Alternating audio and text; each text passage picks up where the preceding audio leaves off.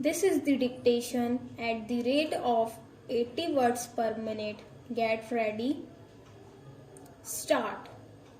Now, Sir, Honorable Members will recall that the bill was introduced in the House of the People on the 2nd September 1953. It has had a long history and in one form or another it has been before the public since the end of 1949. In the statement of objects and reasons, the various stages through which the bill has passed since 1946 have been summarized, and I need not recapitulate on this occasion the circumstances in which the then Government of India took the decision in early 1946 to initiate an inquiry into the reform of our company law. I would remind honorable members that between 1946 and 1948 the entire field of company law was carefully reviewed by two distinguished company lawyers who were appointed to recommend the broad lines on which the present act should be revised. Their recommendations were examined in the then Ministry of Commerce, and certain tentative departmental views which emerged were circulated in a comprehensive memorandum to all recognized trade and industrial associations, bar associations, the high courts, and the state governments. That brought us to the end of 1949. Many representations on this memorandum were duly received from chambers of commerce, trade, and industrial associations, state governments, and the general public. At the end of 1950, the Government of India appointed a committee under the chairmanship of Shri Bhava to go into the entire question of the revision of the Companies Act with particular reference to its bearing on the development of trade and industry in this country.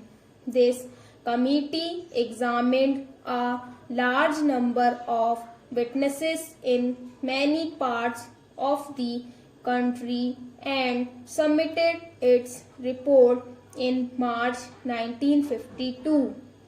This report again was circulated to all state governments, chambers of commerce, trade associations, high courts, and many other bodies. At the same time, a special officer was appointed in the Department of Economic Affairs, Ministry of Finance, to examine the report in the light of the views received from the interested public and to submit proposals to government for the revision of the present act. The bill now before the House is based largely on the recommendations of the Company Law Committee, modified in a few particulars. Honorable members will notice that So far as public relations go, the bill has covered adequate ground.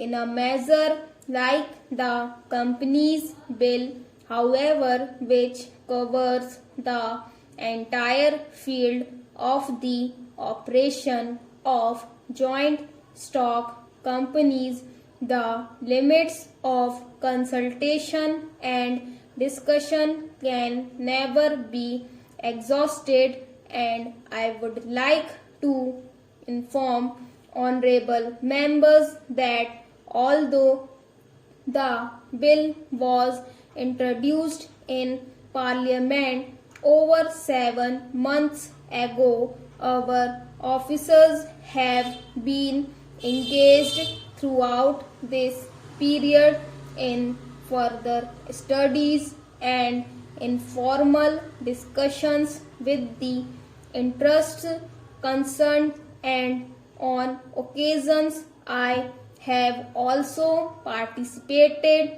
in such discussions. I have also given some further thought to some of the issues arising out of the bill, and I propose at the appropriate stage to bring before the select committee and changes in the provisions of the bill which seem to me to be worthy of consideration in the light of this further examination. No honorable members will have noticed that the bill contains 6 clauses and 12 schedules. I think it is probably one of the longest legislative measures in recent legislative history, but its size might be regarded as misleading unless I make a few comments. The bill is both, one must remember, a consolidating and amending measure as mentioned in the statement of objects and reasons. This is the first opportunity which has occurred since 1923 for the consolidation of the Companies Act. Advantage has been taken of this opportunity to draft several long and complicated sections in the present Act which have been split up into a large number of clauses. This is the largest single factor accountable for the increase in the number of clauses in the bill. New clauses embodying substantial changes in the present law would hardly constitute more than a small fraction of the bill. I would also draw attention to the structural changes in the bill to which a reference has been made in the statement of objects and reasons. The redraft of the bill and the rearrangement of the existing chapters in the Companies Act in a more logical order have, I think, resulted in a noticeable improvement in the form of the bill, and I hope will facilitate better understanding and appreciation of the scheme. I wish that the Act, which came into effect long ago, was implemented properly. I know that the minister here is very earnest in implementing it, but unfortunately, his colleagues at the state level are disappointing him. Unfortunately, no steps have been taken for trimming or toning up the administration at the state level and at the district levels. They have to be taken immediately. Stop.